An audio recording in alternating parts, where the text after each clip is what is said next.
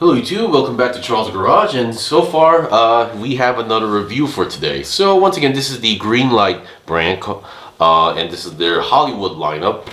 And once again, for Greenlight brand, I can't say I collect a lot of them, but once again, back in my job, I was in contact with a certain group of people, and then they were I will always attend their events.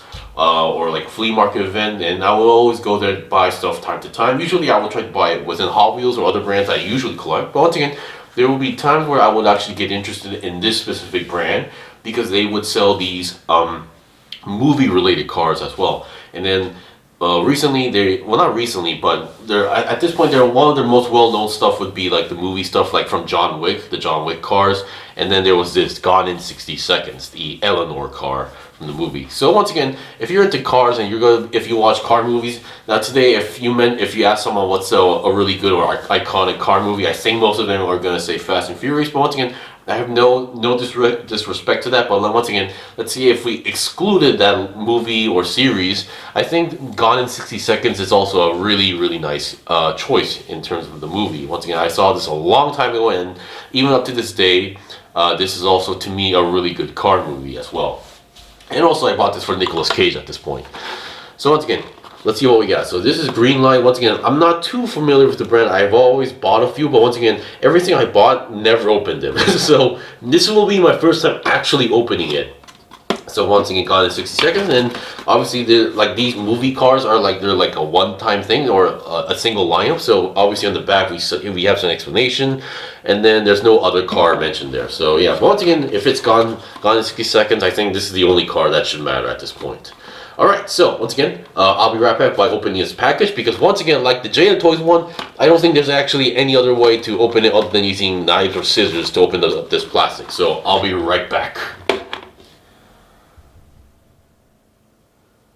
Okay, I'm back. So after opening the plastic package, let's see what we got. So first of all, yeah, I absolutely love the way how this thing looks. Definitely reminds me of the movie, and then the car inside that movie. I think they did a really good job on how it looks like here. Although once again, I might need to go back and watch it to see if it's like 100% accurate, because once again, sometimes they would change the wheels or tires, but but in general, based on my memory and everything, this is definitely the Eleanor from that movie.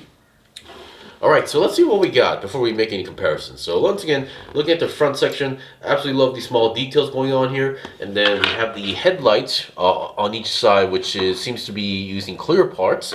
I'm not sure how deep they go in, but once again, it definitely tells you that it's using clear parts. And it seems like we have another extra lights going on here, but once again, I'm not sure if it's my eyes or my camera, but once again, based on the looks, seems like they're not exactly lined up properly. But once again, it's a small details, and it's not exactly too crucial to me at least.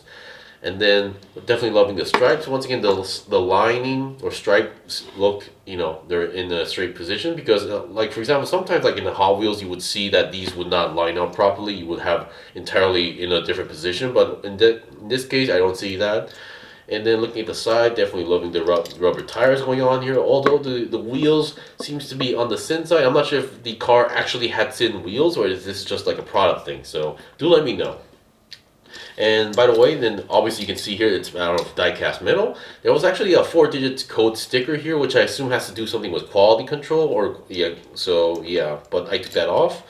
And then looking at the back here, absolutely beautiful red plastic here used on the backlights, and then you can actually see the number plates going on here. So there are the small details that you can see and appreciate, and not only that, you can actually open the hood and see the engine here. So yeah, that's a pretty cool, fun gimmick here.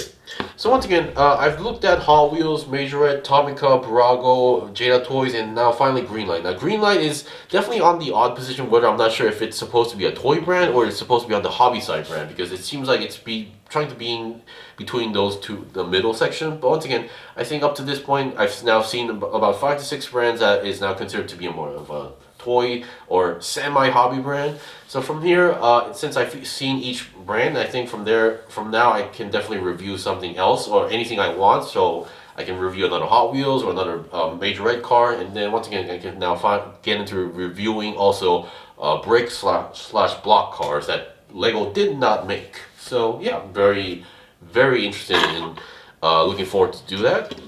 So once again, definitely loving the design here, but let's do a quick comparison. Now, problem is this is a 1967 Ford Mustang. Although I thought in the movie they called this the Shelby GT500, so my memory could be wrong. But I could be mixed up with a different movie because I know Ford and Shelby, they have a relationship, but they're always not the exact same cars. They're always like they're different in spec wise, and there are some subtle small differences in terms of design as well. But once again, I could be remembering it wrong.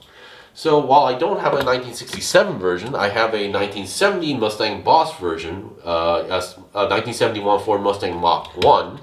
And then we have, this one doesn't really mention the year, but it mentions as the Mustang Boss 302. So doing a quick comparison here, obviously looking at the front, while the form factor is similar, but definitely it looks like it's from a different year. And then the way how Hot Wheels Premium did it, they only colored the inside ones. I mean, actually the lights on the side ones are colored, but because of the Gulf livery and being in blue, it's not too easy to spot on. Oops, sorry about that. Oh, almost dropped that. So looking at here, doing a quick size comparison, definitely in this case, Hot Wheels seems to be on the more of the fatter side, while Greenlight seems to be on the slim side. Even when comparing with the other one, yeah, definitely seems like Greenlight seems to be on the more slim one. Now this one, I assume is just a longer car in general, so not the best example, but yeah, definitely loving.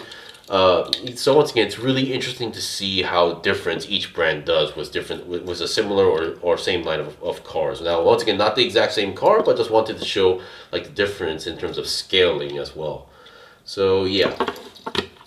Alright, so that is pretty much it for the review. So once again, I'll be also posting another shorts video, rotating this on a stand so that you can see it more closely and properly as well.